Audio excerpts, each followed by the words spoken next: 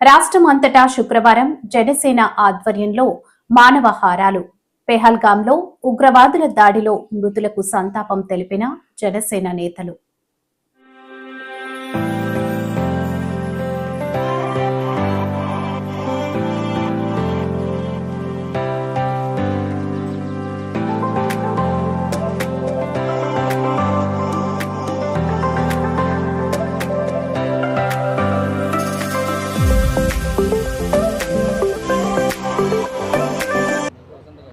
కాళరాత్రి కాశ్మీర్లోని పెహల్గాంలో 27 మంది అమాయకులను టెర్రరిస్టులు ఊతకోత కోయడం అంటే చాలా దిగ్భ్రాంతికరం, చాలా బాధాకరం. ఈ సమాచారం తెలిసిన వెంటనే గౌరవ డిప్యూటీ సీఎం శ్రీ పవన్ కళ్యాణ్ గారు, జనసేన అధ్యక్షులు వారు చాలా కలత చెందారు, ఆవేదన చెందారు. వెంటనే ఆయన సందేశాన్ని, ఆయన మనసులో ఆవేదనని ట్విట్టర్ ద్వారా వ్యక్తం చేశారు. ఈరోజు ఉదయం పార్టీ నాయకులు శ్రేణులతో మాట్లాడుతూ మనం దేశం కోసం సంఘీభావం తెలపవలసిన సమయం ఇది. 3 రోజుల పాటు జనసేన పార్టీ తరఫున సంతాప దినాల్ని పాటించాలని ఆయన ఈ ఉదయం ప్రకటించారు. ఆ మేరకు ఈ ఉదయం పార్టీ కార్యాలయంలో పార్టీ పతాకాన్ని అవనతం చేశాము. సాయంత్రం ఈ ఊచకోతలో అమరులైన వారికి సంతాప సూచకంగా ఈ సాయంత్రం కార్యాలయం దగ్గర క్యాండిల్స్ వెలిగిస్తాము. రాష్ట్ర వ్యాప్తంగా జనసేన కార్యాలయాలు ఎక్కడున్నాయో అన్ని చోట్ల, అన్ని ప్రాంతాల్లోనూ జనసేన నాయకులు, కార్యకర్తల ఇళ్ల మీద కూడా ఈ పార్టీ పతాకాన్ని ఈరోజు అవనతం చేయమని అధ్యక్షుల వారి ఆదేశం. ఆయన ఆదేశాలను పాటిస్తున్నాము. ఈ కార్యక్రమాన్ని ప్రారంభించాము. అదేవిధంగా సాయంత్రం కొవ్వొత్తులు వెలిగించి అమరులైన వారందరికీ నివాళులు తెలియజేస్తాము.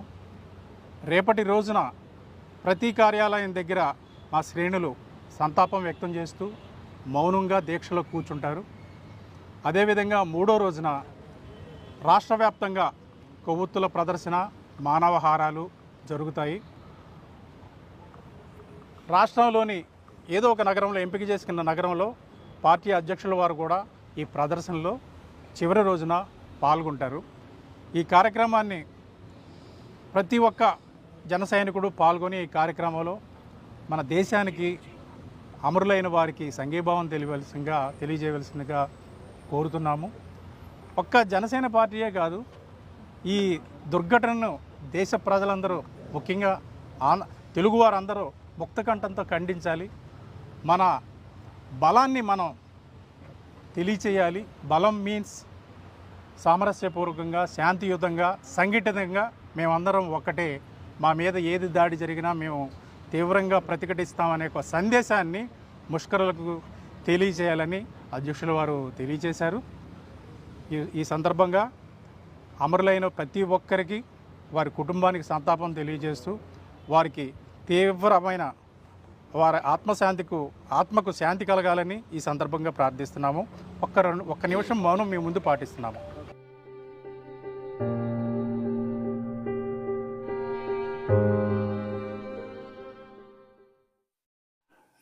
రాజధాని అమరావతి ప్రాంతంలో ఇవాళ మంత్రి నారాయణ పర్యటించారు. ప్రధానమంత్రి నరేంద్ర మోదీ ఏపీ రాజధాని అమరావతిలో మే 2వ తేదీన పర్యటించనున్నారు. ఈ నేపథ్యంలో మంత్రి నారాయణ అధికారులకు కీలక ఆదేశాలు జారీ చేశారు. అమరావతి రాజధాని నిర్మాణానికి దాదాపు 5,000 కోట్ల పైగా ఖర్చు పెట్టడం, అనేక రోడ్లు అవన్నీ చేశాం. అప్పుడు అమరావతి రాజధాని క్యాపిటల్ సిటీ ఏదైతే ఉందో దాని యొక్క శంకుస్థాపనకి ఆ రోజు ప్రధానమంత్రిగా రావడం జరిగింది. వారి చేతుల మీద జరిగింది. అయితే గత ప్రభుత్వం రాజధానికి సంబంధించి 3 ముక్కలు ఆటాడి ఎక్కడా రాజధాని లేకుండా నిర్విరామం చేయటం, అంతేకాండి ఈ ప్రాంతాన్ని అంతా ఒక అడవిలాగా చేసేసింది. అయితే ఈ ప్రభుత్వం రాగానే గౌరవనీయ ముఖ్యమంత్రి నారా చంద్రబాబు నాయుడు గారు వెంటనే ఈ ఏరియా అంతా పర్యటించి ఇమీడియట్గా వర్క్స్ టేకప్ చేయమని సిఆర్డీకి చెప్పడం, ఆ నేపథ్యంలో యాక్చువల్గా 64,000 కోట్లకి యాక్చువల్గా టెండర్లు పిలవటానికి అథారిటీలో పర్మిషన్ తీసుకోవటం, దానికి సంబంధించి దాదాపు 41,000 కోట్లకైతే టెండర్లు పిలిచి గ్రౌండ్ అయిపోయినాయి. అయితే ఈ నేపథ్యంలో ఈ యొక్క వర్క్స్ని మళ్ళా ప్రధానమంత్రి చేతుల మీదే పునఃప్రారంభించాలని ముఖ్యమంత్రి గారు నిర్ణయించి వారిని ఇన్వైట్ చేశారు. వారు 2వ తేదీ రావడానికి యాక్చువల్గా టైం ఇవ్వడం జరిగింది. వారు 3 o'clockకి ఎయిర్పోర్ట్కి వచ్చి అక్కడి నుంచి ఇక్కడికి అమరావతి క్యాపిటల్ సిటీస్కి వచ్చి 1.1 కిలోమీటర్ రోడ్డు షోలో పాల్గొని ఆ విధంగా డాయస్ మీదకి వచ్చి యాక్చువల్గా 1 hour 4 to 5 యాక్చువల్ డాయస్ మీద ముఖ్య నాయకులు మాట్లాడడం జరుగుతుంది. ఈ విధంగా అమరావతి పునఃప్రారంభానికి ప్రధానమంత్రి గారు 2వ తేదీ మన రాష్ట్రానికి వస్తున్నారు. అయితే ఈ నేపథ్యంలో సుమారుగా 5 లక్షల పైగా ప్రజలు ఈ కార్యక్రమానికి వస్తారని దానికి ఏర్పాటు జరిగినాయి. ఈ నేపథ్యంలో అన్నిటికంటే ముఖ్యమైనది ఇంకా అమరావతి క్యాపిటల్ సిటీని నేషనల్ హైవే కలిపే ఈ 13 రోడ్డు కానీ, ఈ 15 రోడ్డు కానీ, ఈ 11 రోడ్డు కానీ, సీడాక్స్ రోడ్డు కానీ ఇంకా ఆ యొక్క వర్క్ కానందువల్ల ఇన్ని లక్షల మంది వచ్చేటప్పుడు జాగ్రత్తగా ప్రణాళిక చేయాలని పోలీస్ డిపార్ట్మెంట్ వాళ్ళు గత 4 daysలో అనేక రోడ్లను పరిశీలించారు. వాళ్ళు కొన్ని బాటిల్ నెక్స్ ఉన్నాయి, వాటిని క్లీన్ చేయాలంటే ఈరోజు పోలీస్ డిపార్ట్మెంటు ఐజీ గారు, ఎస్పీ గారు మరియు వారి సిబ్బంది, అదేవిధంగా సిఆర్డీఏ సిబ్బంది వీళ్ళందరితో కలిసి యాక్చువల్గా విజిట్ చేయడం. వైసీపీ దాష్టికాలు భరించలేక అనేక కంపెనీలు రాష్ట్రం వదిలి వెళ్లిపోయాయని మంత్రి నిమ్మల రామానాయుడు అన్నారు. ఈ మేరకు విశాఖలో మాట్లాడుతూ కొత్త కంపెనీలు, పెట్టుబడిదారులు రాష్ట్రానికి వస్తుంటే వైసీపీ నేతలు అవాకులు చెవాకులు పేలుతున్నారని మండిపడ్డారు. ఇట్లా అడుగడుగున జగన్ రెడ్డి మోసానికి నిన్న నేను కూడా చూస్తే ఏ ప్రాజెక్టు చూసినా వంశధార, తోటపల్లి, తారకరామ తీర్థసాగర్, ఒట్టిగడ్డ, మరి జంజావతి, మడ్డు వలస, హిరమండలం రిజర్వాయరు, గొట్టా బ్యారేజీ, మహేంద్ర తాండవ, ఎట్లా ఏ రిజర్వాయర్ చూసినా, ఏ బ్యారేజీ చూసినా, ఏ ప్రాజెక్ట్ చూసినా మరి 20%, 30%, 10% ఇట్లా పనులు మిగిలిపోయి పూర్తి స్థాయిలో అక్కడ ఆఖరి హైకట్టు నీరు అందనేటువంటి పరిస్థితి చూసాం. మరి ఇటువంటి ముఖ్యమైనటువంటి ప్రాజెక్టులకు సంబంధించి 5 సంవత్సరాలు 5 రూపాయలు కూడా ఖర్చు పెట్టినటువంటి పరిస్థితి చూసాం. ఈ ప్రాజెక్టులకు సంబంధించి పనులు లేక ఆ వర్క్స్ ను కూడా ప్రీ క్లోజర్ చేసినటువంటి దుర్మార్గమైనటువంటి పాలన జగన్మోహన్ రెడ్డి అనే విషయాన్ని కూడా నిన్న విజయనగరం మరి శ్రీకాకుళం జిల్లాల్లో నేను ఈ వర్క్స్ ని రివ్యూ చేసినప్పుడు చాలా క్లియర్ గా చూడటం జరిగినటువంటి పరిస్థితి. అంటే ఈ రకంగా మరి అడుగడుగున కూడా మరి ఈ మోసం, ఎందుకంటే నిన్న నాకు కూడా రివ్యూ చేస్తే అనిపించింది ఏదైతే ఈ ప్రాజెక్టులే కానీ, ఈ రిజర్వాయర్స్ కానీ, ఈ బ్యాలెన్స్ పనులు కనుక గత 5 సంవత్సరాలలో చేసి ఉండుంటే దగ్గర 50,000 కోట్ల ఆదాయం ఈవేళ ఉత్తరాంధ్ర ప్రజలకు వచ్చి ఉండేది. అంటే ఈవేళ ఆ జగన్మోహన్ రెడ్డి అధికారి మార్పిడితో వచ్చినటువంటి విధ్వంసంతో ఈవేళ నాకు తెలుసుండి 50,000 కోట్ల రూపాయల ఆదాయం ఈవేళ ఉత్తరాంధ్ర ప్రజలు, రైతులు నష్టపోయినటువంటి పరిస్థితి కూడా ఈ సందర్భంగా తెలియజేసుకుంటూ మరి ఈ రకంగా అడుగడుగున విధ్వంసం చేసినటువంటి ఈ యొక్క వైసీపీ అంటే ఒక ఉత్తరాంధ్ర ద్రోహిగా, అంటే ఒక అభివృద్ధి అనేటువంటి పదం మరి యొక్క జగన్ ముఠాకు నచ్చినటువంటి విషయంగా మరి ఈరోజు గుర్తుపెట్టుకుంటూ మరి అదేవిధంగా ఈరోజు ఏదైతే మనం కూడా చూస్తూ ఉన్నాం, విశాఖపట్నం ఈవేళ ఆంధ్రప్రదేశ్ రాష్ట్రంలో ఉన్నటువంటి ప్రతి ఒక్కరూ కూడా అభిమానించేటువంటి నగరం, ప్రేమించేటువంటి నగరం విశాఖపట్నం. ఇక్కడ ఉన్నటువంటి ప్రజలు చాలా మంచితనంతో, చాలా గౌరవభావంతో ఉండేటువంటి పట్టణం, అందరికీ అభిమానం విశాఖపట్నం. మరి అటువంటి విశాఖపట్నాన్ని కూడా ఒక అభివృద్ధి పదంలో ముందుకు నడపాలి అనేటువంటి ఆలోచనతో ఆ రోజు చంద్రబాబు నాయుడు గారు మరి ఎన్నో పరిశ్రమలను ఆ రోజు మనం తీసుకొస్తే మరి అటువంటి పరిశ్రమలను కూడా గత 5 సంవత్సరాల పాలనలో ఏ రకంగా బెదిరించి ఈ యొక్క ఆంధ్రప్రదేశ్ రాష్ట్రం నుండి పొరుగు రాష్ట్రాల వైపు పారిపోయేటువంటి పాలన ఏది చేశారో మనందరం కూడా చూసినటువంటి పరిస్థితి. మరి ఆ ఉత్తరాంధ్ర, అందులో పర్టికులర్గా విశాఖపట్నం, ఇవన్నీ అభివృద్ధి చెందితే తమ దోపిడీ లూటీకి ఆటంకం కలుగుతుందనే ఉద్దేశంతో ఆ అభివృద్ధిని కూడా ఆపుకుని ఒక దోచుకోవాలనేటువంటి ఒక క్రూరమైనటువంటి ఆలోచనతోటే గత 5 సంవత్సరాల వైసీపీ పాలన గడిచినటువంటి పరిస్థితి. అందుకు ఉదాహరణే లూలు కంపెనీ. మరి ప్రఖ్యాతమైనటువంటి లూలు కంపెనీని కూడా ఈ యొక్క రాష్ట్రం నుంచి పొరుగు రాష్ట్రం వెళ్ళగొట్టాడు. ఉత్తరాంధ్ర సాగునీటి ప్రాజెక్టులకు ముఖ్యమంత్రి చంద్రబాబు నాయుడు అత్యధిక ప్రాధాన్యత ఇస్తున్నారని 2025 జూన్ నాటికి గోదావరి వరద జలాలను ఉత్తరాంధ్ర సుజల స్రవంతికి అందించడమే లక్ష్యంగా ప్రభుత్వం పనిచేస్తుందని రాష్ట్ర జల వనరుల శాఖ మంత్రి నిమ్మల రామానాయుడు స్పష్టం చేశారు. ప్రభుత్వ హయాంలోనే జరిగినటువంటి విషయాన్ని కూడా సందర్భంగా ఒకసారి గుర్తు చేస్తూ ఉన్నా. ఏదైతే ఇరిగేషన్కి ఇస్తున్నటువంటి ప్రాధాన్యతకి ఒకే ఒక ఉదాహరణ, ఏదైతే గత వైఎస్ఆర్సీపీ ప్రభుత్వం మరి 5 సంవత్సరాల్లో, అంటే 2019, 2024 5 సంవత్సరాలలో మరి వాళ్ళు ఇరిగేషన్ కి పెట్టింది కేవలం 32,000 కోట్ల రూపాయలు మాత్రమే. అదే 14-19లో 71,000 కోట్ల రూపాయలు ఆ రోజు తెలుగుదేశం ప్రభుత్వంలో ఇరిగేషన్ కి బడ్జెట్ లో కేటాయింపు చేశారు. ఇక్కడ ఒక విషయాన్ని కూడా గుర్తుపెట్టుకోవాలి. 14-19లో 5 సంవత్సరాల్లో మన బడ్జెట్ టోటల్ గా 7 లక్షల కోట్లు. వీళ్ళు 19-24 5 సంవత్సరాల్లో వీళ్ళ బడ్జెట్ 12 లక్షల కోట్లు. వీళ్ళు పెట్టింది 32,000 కోట్లు. అంటే ఇరిగేషన్ శాఖకి ఎంత నిర్లక్ష్యం చేశారో అదొక ఉదాహరణ. మళ్ళీ ఈరోజు మీ అందరి ఆశీర్వాదంతో తెలుగుదేశం, జనసేన, బీజేపీ, ఎన్డీఏ ప్రభుత్వం వచ్చింది.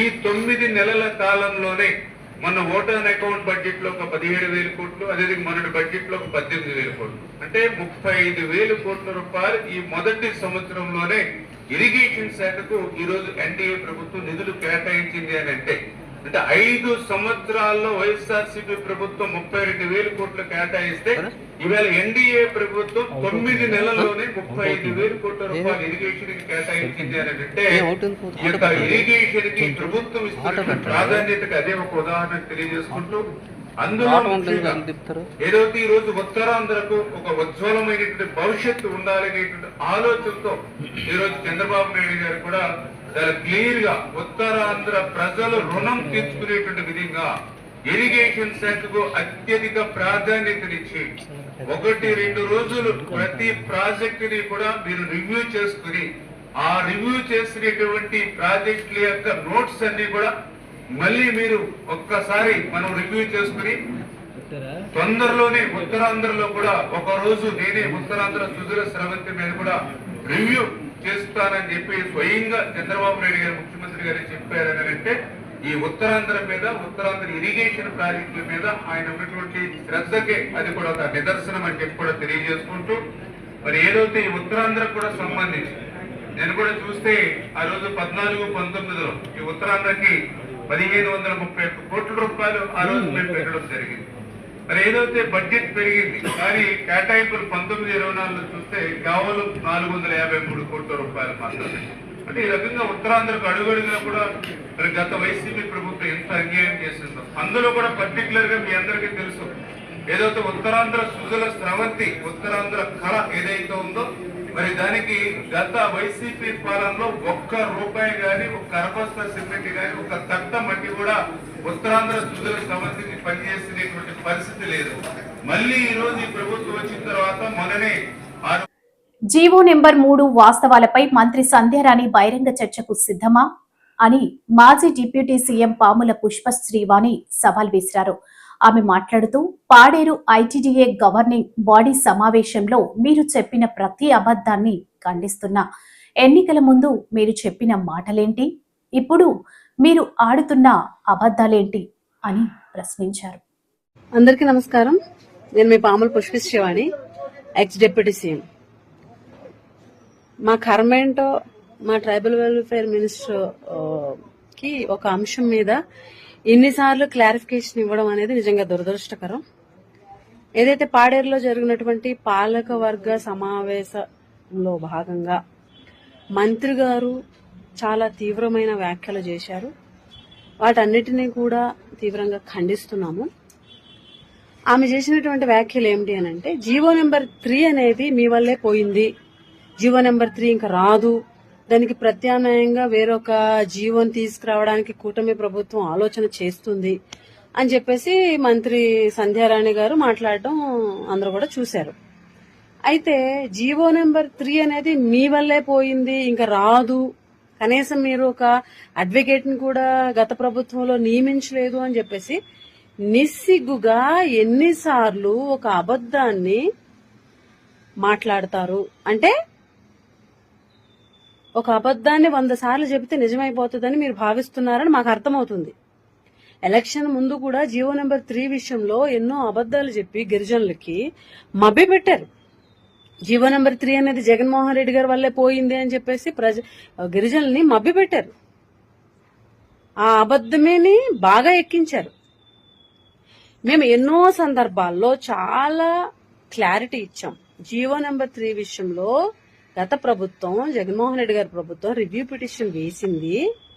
ఆ రివ్యూ పిటిషన్ సుప్రీంకోర్టు నెంబర్ ఇస్తూ మొన్న ఏప్రిల్లో ఆ రివ్యూ పిటిషన్ ని, అంటే ఏపీ గవర్నమెంట్ తో పాటు ఇంకొక 16 మంది రివ్యూ పిటిషన్లు వేస్తే మొత్తం 17 రివ్యూ పిటిషన్లు కొట్టేసింది సుప్రీంకోర్టు అని ఎంతో క్లారిఫికేషన్ మీకు ఇవ్వడం జరిగింది విత్ ఎవిడెన్సెస్.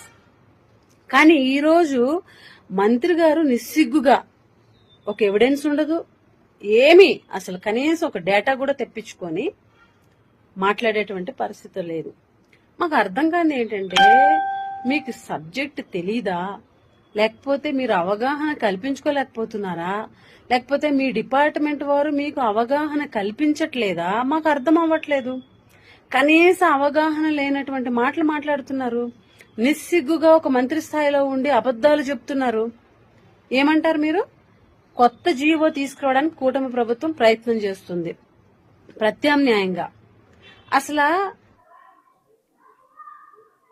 ఇల్లు కూల్చివేత దారుణాలపై సిపిఎం ప్రెస్ మీట్. పశ్చిమ గోదావరి జిల్లా ఉండి నియోజకవర్గం పాలకోడేరులో ఎస్ఎస్ఆర్ నగర్లో అధికారులు ఇటీవల కూల్చేసిన ఇళ్లను పరిశీలించి బాధితులను సిపిఎం బృందం పర్యటించి పరామర్శించింది. ఈ పర్యటనలో ప్రజలు తెలిపిన దారుణాలను మీడియా సమావేశంలో తెలిపారు.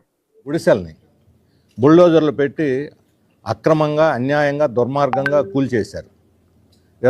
ఆ విధ్వంసకాండ ఇంకా కొనసాగుతుంది, ఆగలేదు, ఇప్పటికే కొనసాగుతున్నది.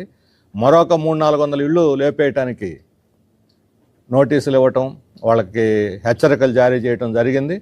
వాళ్ళు చేసిన పాపం వల్ల 40-50 సంవత్సరాలుగా సొంత ఇల్లు లేకపోయినా కాలువ గట్ల మీదో, రోడ్డు మీదో, ఎక్కడ ప్రభుత్వం పొరంబో ఖాళీ స్థలం ఉంటే అక్కడ వేసుకొని, అక్కడ మంచినీళ్ళు లేకపోయినా, కరెంట్ ఉన్నా లేకపోయినా, కనీస సౌకర్యం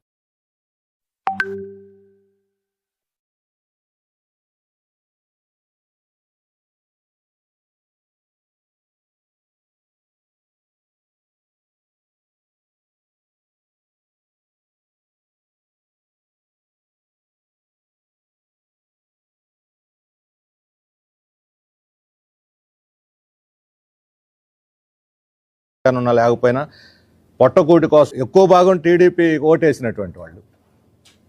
ఒక మహిళ 3 నెలల క్రితం వచ్చి నోటీస్ ఇచ్చారు. ఆమె అక్కడికక్కడే గుండె ఆగి స్పాట్లోనే చనిపోయింది. 3 రోజుల తర్వాత ఆమెకు నోటీస్ ఇచ్చారు, నువ్వు ఇల్లు తీసేయమని. చనిపోయిన ఆమెకి నోటీస్ ఇచ్చింది. ఇది ప్రభుత్వం యొక్క దౌర్భాగ్యం. లక్ష్మి ఆమె పేరు. మన అది పాలకోడేరు అల్లూరి సీతారామరాజు నగర్ కాలనీ, దాని పేరు కూడా. అల్లూరి సీతారామరాజునే గుండెలో పొడిచినట్టుగా ఉంది చూస్తే. బ్రిటిష్ వాళ్ళు చంపేశారు, వీళ్ళు మళ్ళీ ఆయన రఘురామకృష్ణరాజు ఇంకోసారి చంపేస్తున్నాడు అల్లూరి సీతారామరాజుని. అట్లాగే సింగిల్ ఉమ్మన్లు చిన్న చిన్న పిల్లల్ని పెట్టుకొని గుడిసె కూల్చేసే రోడ్డు మీదనే పక్కన సామాను పెట్టుకొని పక్కింట్లో తలదాచుకుని పుట్టకొకరు చెట్టుకొకరు అయిపోయి ఏమిటి మన పరిస్థితి అని. పోనీ వాళ్ళు ఏమైనా అక్రమంగా ఉన్నారా, నీకు తెలియకుండా ఉన్నారా? 40-50 ఏళ్ల నుంచి ప్రభుత్వ స్థలంలోనే ఉన్నారు. వాస్తవం అది. ప్రభుత్వ స్థలంలో ఇళ్ళు వేసుకోవడం పేదలకున్న హక్కు. వాళ్ళకి నువ్వు పట్టా ఇవ్వాలి. ఇస్తామని తెలుగుదేశం ప్రభుత్వం వాగ్దానం చేసింది. పట్టా ఇస్తామని వాగ్దానం చేసి ఈరోజు చంద్రబాబు నాయుడు గారు పట్టాల ఉత్సవాలు కూడా జరుపుతూ ఉన్న పేదవాళ్ళని 1000 కుటుంబాలని ఒక్క ఉండి నియోజకవర్గంలో లేపేస్తున్నారంటే మనం ఊహించలేనటువంటి విధ్వంసం ఇది. పోనీ అందరి పట్ల ఇలాగ ఉన్నారా? నేను చూసినటువంటి పాలకోడేరు మండలంలో పేదవాళ్ళు ఇళ్ళు వేసుకున్నటువంటి వెనక భాగంలో అదే పోరంబోకు స్థలంలో దాదాపు 15 ఎకరాల్లో భూస్వాములు ఆక్రమించి వాళ్ళు పంటలు వేసుకుంటున్నారు 4 నోటీసుల వల్ల. ఆడ సర్వే రాళ్ళు ఉన్నాయి, ప్రభుత్వం బాధిన సర్వే రాళ్ళు ఉన్నాయి. సర్వే రాళ్ళ లోపలకు కూడా తీసుకొచ్చి వాళ్ళు పంట వేసుకుంటున్నారు 15 ఎకరాల్లో. ఇక్కడ ఉన్న 150 కుటుంబాల కింద ఉన్నది 10 ఎకరాలు అయితే అక్కడ 5-6 భూస్వాముల కింద 15 ఎకరాలు ఉంది. వాళ్ళకి జోలికి పోవట్ల. ఈ కాలువ కట్ల మీద ప్రభుత్వ స్థలంలో కొబ్బరి చెట్లు ఉన్నాయి. ఆ కొబ్బరి చెట్లను వాళ్ళే అనుభవిస్తున్నారు. అది పేదల హక్కు, యాక్చువల్గా పేదలకు ఇవ్వాలి అవి చట్ట ప్రకారం. వాటినన్నిటిని కూడా భూస్వాములు అనుభవిస్తున్నారు. వాళ్ళ జోలికి పోరు. ఈ రఘురామకృష్ణరాజు గారు